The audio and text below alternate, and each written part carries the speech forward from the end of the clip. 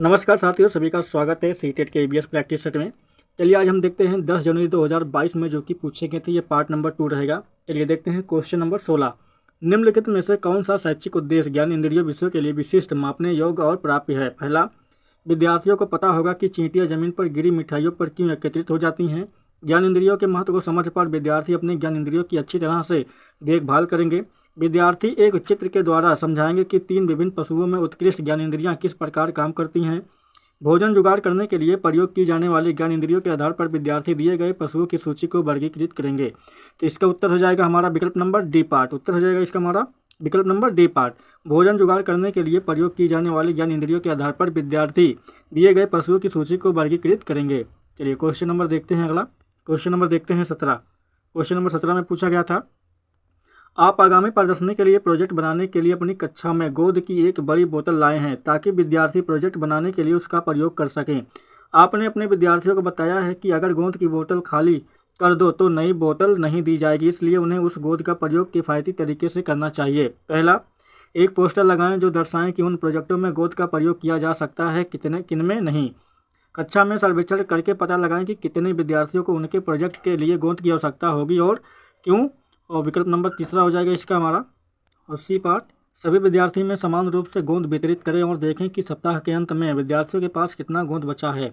विद्यार्थियों को एक साक्ष्य रजिस्टर में लिखने को कहें कि उन्होंने कब, क्यों और कितना चम्मच गोंद लिया है। चलिए बताइए क्वेश्चन नंबर बताइए 17 का उत्तर क्या है हमारा।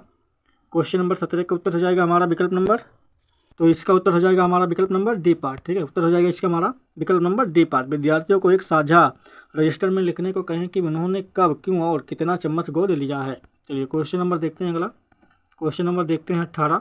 क्वेश्चन नंबर 18 में पूछा गया है, प्रयोग से हम विशिष्ट निष्कर्ष प्राप्त करते हैं या पाते हैं। प्रयोग के उपयोग से विशिष्ट निष्कर्ष प्राप्त करने का निम्नलिखित में से कौन सा सर्वश्रेष्ठ उदाहरण है? पहला, भोजन पचाने में लगने वाला समय ज्ञात करने के लिए सभी विद्यार्थी को एक समान भोजन खाने को कहना। कक्षा में विभिन्न स्थानों पर गुड़ के टुकड़े रखकर देखना कि अलग अलग स्थानों पर चींटियां कितने समय में पहुंचती हैं। समझना कि चाय का गर्म प्याला ठंडा क्यों हो जाता है जब हम उस पर हवा फूंकते हैं। या पानी में एक भरी बोतल और एक खाली बोतल फेंक कर जांचना कि कौन सी बोतल ऊपर तैरती है। चलिए बताइए क्वेश्चन नंबर बताइए 18 का उत्तर बताइए क्या है। तो इसका उत्तर है हमारा विकल्प नंबर सी पार्ट। ठीक है, उत्तर हो जाएगा हमारा विकल्प नंबर सी पार्ट। समझना कि चाय का गर्म प्याला ठंडा क्यों हो जाता है जब हम उस पर हवा फूंकते हैं। चलिए क्वेश्चन नंबर देखते हैं। अगला क्वेश्चन नंबर देखते हैं 19। क्वेश्चन नंबर 19 में पूछा गया है, ऋतुओं का विषय आरंभ करने के लिए शुरुआत के रूप में निम्नलिखित में से कौन सा कथन सबसे कम प्रासंगिक होगा? पहला, विद्यार्थियों को सैर पर ले जाना और उनमें से उनसे पूछना कि पौधों में आने वाली ऋतुओं में किस प्रकार के परिवर्तन देखे जाएंगे। विद्यार्थियों से पूछना कि पिछले कुछ महीनों की तुलना में आजकल वे अधिक गर्म या ठंडा महसूस करते हैं या नहीं। या विद्यार्थियों को ग्रीष्मकालीन छुट्टी के दौरान उनके द्वारा की गई गतिविधियों और उन्हें करने के कार्यों को सूचीबद्ध करने को कहना। या विद्यार्थियों को एक टोपी, एक बरसाती और एक स्वेटर दिखाकर पूछना कि उन्होंने इनमें से किसका प्रयोग किया है। चलिए बताइए क्वेश्चन नंबर बताइए उत्तर क्या है हमारा। तो सही उत्तर है इसका हमारा विकल्प नंबर पहला, विद्यार्थियों को सैर पर ले जाना और उनसे पूछना कि पौधों में आने वाली ऋतुओं में किस प्रकार के परिवर्तन देखे जाएंगे। चलिए क्वेश्चन नंबर देखते हैं। अगला क्वेश्चन नंबर देखते हैं 20। क्वेश्चन नंबर 20 में क्या पूछा गया है, शैक्षिक उद्देश्य विद्यार्थी संचारी और गैर संचारी रोगों के बीच अंतर को समझेंगे। निम्नलिखित में से कौन सा प्रश्न दिए गए शैक्षिक उद्देश्य का सबसे अच्छी तरह से परीक्षण करता है? पहला, हम कोविड-19 से बचाव के लिए मास्क का उपयोग करते हैं लेकिन सामान्य सर्दी से बचाव के लिए नहीं, क्यों? यदि आपके माता पिता में से एक डेंगू हुआ हो तो आपको डेंगू होने की संभावना अधिक है। सामान्य सर्दी का संचार मधुमेह के संचार से अलग कैसे है? बैक्टीरिया और वायरस से विभिन्न प्रकार के कौन से रोग हो जाते हैं। चलिए बताइए क्वेश्चन नंबर बताइए उत्तर क्या है हमारा। क्वेश्चन नंबर 20 का उत्तर है हमारा विकल्प नंबर सी पार्ट। ठीक है, इसका उत्तर हो जाएगा हमारा विकल्प नंबर सी पार्ट। समान सर्दी का संचार मधुमेह के संचार से अलग कैसे है। चलिए क्वेश्चन नंबर देखते हैं। अगला क्वेश्चन नंबर देखते हैं 21। क्वेश्चन नंबर 21 में पूछा गया है, एक शिक्षक पृथ्वी के विभिन्न पहलुओं को पढ़ाने के लिए व्यापक रूप से स्वीकार किए गए कंप्यूटर प्रोग्राम का उपयोग करती है जिसमें उपग्रहों से प्राप्त चित्रों के आधार पर पृथ्वी का 3D निरूपण दिखाया गया है। शैक्षिक साधन के रूप में पारंपरिक मानचित्रों की किताब की तुलना में इस अनुप्रयोग के क्या लाभ हैं? पहला, विद्यार्थियों में स्वच्छंद अध्ययन की आदत विकसित करता है। यह विद्यार्थियों में पृथ्वी के संबंध में पूर्व ज्ञान को पुनः याद दिलाने में सहायक होता है। यह विद्यार्थियों को विभिन्न देशों की अवस्थिति को समझने में मदद करता है। यह विद्यार्थियों को भूदृश्य को समझाने में या समझने में मदद करता है। चलिए बताइए क्वेश्चन नंबर 21 का बताइए क्या है उत्तर हमारा। तो सही उत्तर है इसका हमारा विकल्प नंबर डी पार्ट। ठीक है, यह विद्यार्थियों को भूदृश्य को समझने में मदद करता है। चलिए क्वेश्चन नंबर देखते हैं अगला। क्वेश्चन नंबर देखते हैं 22। क्वेश्चन नंबर 22 में क्या पूछा गया है। एक शिक्षक कक्षा में 2 गमलों में लगे पौधे लाती है। उनमें से एक गुलाब का है और दूसरा अदरक का है। इन पौधों का प्रयोग करके निम्नलिखित में से कौन सा विषय प्रस्तुत नहीं किया जा सकता। पहला, पौधों में अनुकूलन करना, पौधों में विविधता, फूल के भाग या पौधों में बीजों का स्थानांतरण। चलिए बताइए क्वेश्चन नंबर 22 का बताइए उत्तर क्या है हमारा। तो सही उत्तर है इसका हमारा विकल्प नंबर डी पार्ट। ठीक है, पौधों में बीजों का स्थानांतरण नहीं किया जा सकता। चलिए क्वेश्चन नंबर देखते हैं अगला। देखते हैं क्वेश्चन नंबर देखते हैं 23। श्री सुहास समुदाय से प्राप्त उदाहरणों का प्रयोग करते हैं। पर्यावरण में चीज़ों की पारस्परिक निर्भरता का विचार सिखा रहे हैं। निम्नलिखित में से कौन सा उदाहरण इस धारणा को समझाने के लिए सबसे उपयुक्त है। पहला, यातायात संकेत, चाय की दुकान, परित्याग तालाब या सीवेज नाली। चलिए बताइए क्वेश्चन नंबर बताइए 23 का उत्तर क्या है हमारा। तो सही उत्तर है इसका हमारा विकल्प नंबर बी पार्ट। ठीक है, चाय की दुकान। श्री सुहास समुदाय से प्राप्त उदाहरणों का प्रयोग करते हुए पर्यावरण में चीज़ों की पारस्परिक निर्भरता का विचार दिखा रहे हैं। इस धारणा को समझाने के लिए सबसे उपयुक्त उदाहरण चाय की दुकान हो सकता है। तो सही उत्तर है हमारा विकल्प नंबर बी पार्ट। तो साथियों, अभी तक वीडियो को लाइक नहीं किए हैं तो वीडियो को लाइक कर दें और चैनल को सब्सक्राइब जरूर कर दें। चलिए क्वेश्चन नंबर देखते हैं अगला। क्वेश्चन नंबर देखते हैं 24। हमारे देश के नीचे दिए गए किन 2 राज्यों के लोगों का सर्वप्रिय भोजन है। पहला, इडली, वड़ा, डोसा, सांभर, नारियल की चटनी। पहला, तेलंगाना, गुजरात, ओडिशा, आंध्र प्रदेश, तमिलनाडु, आंध्र प्रदेश या गोवा, केरल।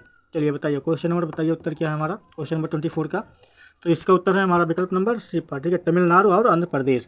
हमारे देश के तमिलनाडु और आंध्र प्रदेश 2 राज्यों के लोगों का सर्वप्रिय भोजन इडली, वड़ा, डोसा और सांभर, नारियल की चटनी है। भारत को विविधताओं का देश कहा जाता है। यहाँ हर राज्य की अपनी अलग अलग पहचान है। लोगों के रहन सहन से लेकर खान पान में भी हर राज्य का एक दूसरे से भिन्न है। तो सही उत्तर है हमारा विकल्प number C part. Question number देखते हैं अगला। क्वेश्चन नंबर देखते हैं 25। यदि कोई व्यक्ति मुंबई या महाराष्ट्र से चंडीगढ़ भारत का केंद्र प्रदेश तक सबसे छोटे रेल मार्ग से होकर रेलगाड़ी द्वारा यात्रा करता है तो कौन से राज्य से उसे गुजरना नहीं पड़ेगा। पहला, हरियाणा, पंजाब, राजस्थान या गुजरात। चलिए बताइए क्वेश्चन नंबर बताइए उत्तर क्या है हमारा 25 का। तो सही उत्तर है इसका हमारा विकल्प नंबर बी पार्ट। ठीक है, पंजाब। यदि कोई व्यक्ति मुंबई या महाराष्ट्र से चंडीगढ़ भारत का केंद्र शासित प्रदेश तक सबसे छोटे रेल मार्ग से होकर रेलगाड़ी द्वारा यात्रा करता है तो सबसे पहले पंजाब राज्य से होकर नहीं गुजरना पड़ेगा, बल्कि गुजरात, राजस्थान, हरियाणा से होकर गुजरना पड़ेगा। इस प्रकार पहले ट्रेन मुंबई से चलते हुए गुजरात राज्य में प्रवेश करेगी, फिर गुजरात होते हुए राजस्थान, हरियाणा तक जाएगी। रेल मार्ग लंबी दूरी तक स्थूल वस्तुओं और यात्रियों के स्थल परिवहन की एक विधा है। यूरोप में विश्व का संघटन रेल तंत्र पाया जाता है। भारतीय रेल की स्थापना 1953 ईस्वी में हुई थी। तो सही उत्तर है हमारा विकल्प number B part. Question number देखते हैं अगला। क्वेश्चन नंबर देखते हैं 26। क्वेश्चन नंबर 26 में पूछा गया है, नीचे दिए गए किसी बालिका के उस कथन पर विचार कीजिए जो उसने किसी कैंप में आए विद्यार्थियों के समूह में दिया गया था। मैं उस शहर से आई हूँ जो एक पहाड़ी इलाका है या क्षेत्र है। हमारे यहाँ वर्षा बहुत होती है और बर्फ़ भी बहुत पड़ती है। जब ठंड बहुत अधिक हो जाती है तब हमें धूप में बैठना अच्छा लगता है। हमारे घर पत्थर अथवा लकड़ी के बने होते हैं।